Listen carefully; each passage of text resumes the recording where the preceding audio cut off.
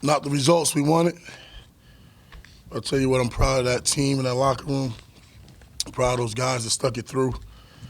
A lot of people talked about the guys that weren't here this whole time as we was preparing for the bowl game. Nobody talked about the guys that weren't here enough. And I'll tell you what, that's a resilient group. They fought for a team to go down 24-6, knowing they was going to a transition here in the next day or so. They came back out in the second half and they fought their tails off. It's fine, I'm good, yo. But again, I'm proud of that group, and man, it's been a great 6 years, and I'm gonna miss being here in Aggieland. Questions down front over. Yeah, Elijah, you touched on it. We're down 24-6 at halftime. What was it that enabled you guys to come back and, if not for a fumble, maybe have a shot at an upset and stay in this game? Yeah, I mean, early on, they attacked us with tempo. We got to have urgency on defense to align. Got these guys to third down plenty of times, and got to get off the field on third down. I think when you look on the offensive side in the first half, we get into the red zone, move the ball well, but you got to score touchdowns in the red zone. You have to score touchdowns in the red zone when you're playing against an explosive offense like Oklahoma State, and the field goal is just not enough at times, Came back in the halftime, and I told them, I said, what we talked about was they were going to remember this group. Remember the guys that was in that locker room, remember the guys that stayed and fought it through, and they didn't have a blink in their eye, but I told them we're going to come back out and we're going to keep just playing hard every snap. And when we look up, we're going to be in this game. And they had a chance. They had an opportunity. I think Amari was running the ball really hard and was trying to make a play, and unfortunately, he got stripped, and they got the ball back at the 1 yard line, And again, can't talk about things that happened in the past, but I think you're looking at a different game with a lot of time left on the clock, So I think Coach Cole and Coach Cheney did a hell of a job calling the game. Hate the fact that you lose your starting quarterback on the first play of the game. But Marcel came in and responded. Some things he'll clean up, but he'll be really good for the Aggies in the next few years. Down front, Travis. Yeah, kind of piggybacking on that, how would you kind of rate what Marcel did? And was there a point in the game that you felt like he really settled in and was feeling it? Yeah, he's a great competitor. You go back from recruiting, and I remember myself and Coach Petrino went to go see him play basketball and watch him practice. Everything he does he's a competitor.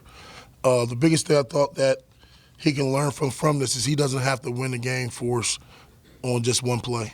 He can just stick to the process. And I think sometimes where he thought he had to make a play, and our guys did a great job talking to him on the sideline, settling him down. So I thought he moved the ball well later in the game. But you got to give that guy all the credit to step right in and pretty much play this whole game. Mark, why don't you go next, and then Cole, and then Christy. Elijah, Janae got hurt pretty early on, but he still came out and had a huge game. You talk about what you saw from him and the other two scholarship receivers. Yeah, resilience. I talk about. So I think Jody understood that it was just him and two other guys that was on scholarship, and that they had to play for us. Take nothing away from the other guys that's not on scholarship, because they come out there every day and they bust their tail. They prepared just the same way. So we were ready to play any of those guys. It was next man up mentality. We knew we was going into this game with less guys on the roster, so we didn't make that an excuse.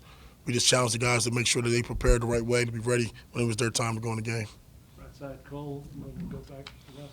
Elijah, knowing that this is your final game with Texas A&M, what was the message going into today, and especially at halftime, just to remember what these players will remember in their time in College Station? I told them whatever you do in life is going to echo in eternity. That's the big thing we talked about. And I told those guys the way they went about this season during the transition, the way they could have did it, they could have made a decision to say, you know what, I'm done. And they didn't do that. So the biggest thing, man, we taught brotherhood from the very beginning.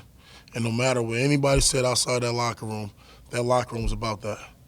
We did not get mad or blame the guys that decided to do something else for their career and their future. That's a decision they had to make for them. We showed up every day, and the guys that was in that locker room that was ready to learn and prepare for this game, they done it. I give a lot of credit to the coaches and those guys sticking around. Some of them still probably looking for a job, but they made an oath to say, you know what, we're going to do what's best for these kids. And the kids give us everything we asked them to do. To the left, Christy, and then Brent right next.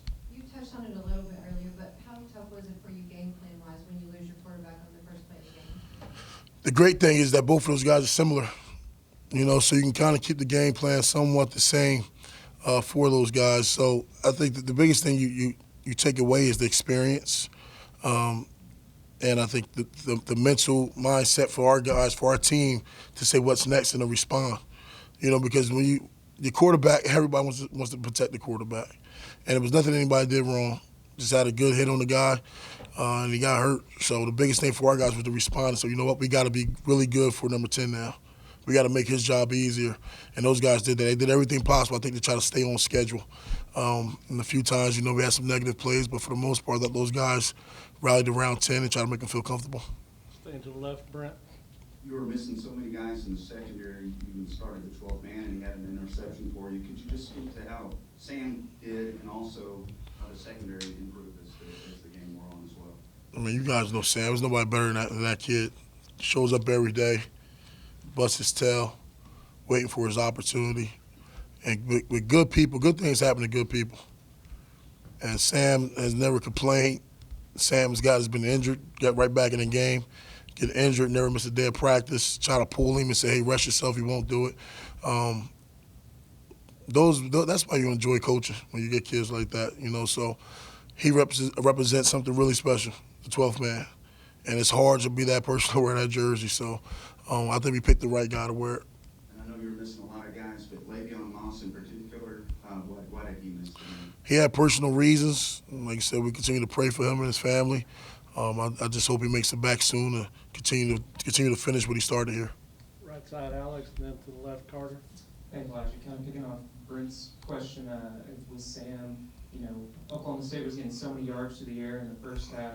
What were you guys able to do to adjust in the second to really kind of slow down and those guys, you know, getting beat on those one-on-one matchups early? Yeah, I think Coach Durkin adjusted at the halftime really well, just changed up the coverage for those guys. Kind of just did some stemming around just to change the looks up, so not giving those guys free access. Again, we asked some young guys to go out there and play and compete. I thought they fought their tails off. Unfortunately, those guys made some really good passes and good catches out there. So it was a tough day for those guys, but again, they fought. And again, without them, we wouldn't have had any corners. Left, Carter, and then we get time for a couple more. Elijah, when you kind of think about this program and the future that it's headed toward with Mike Elko, just kind of big picture, where do you think this program is, and what kind of program is he inheriting? This program's going to the top. When I first came here 6 years ago, I knew the potential this program had. And Coach Elko is a great man, has a great family. He's a great coach.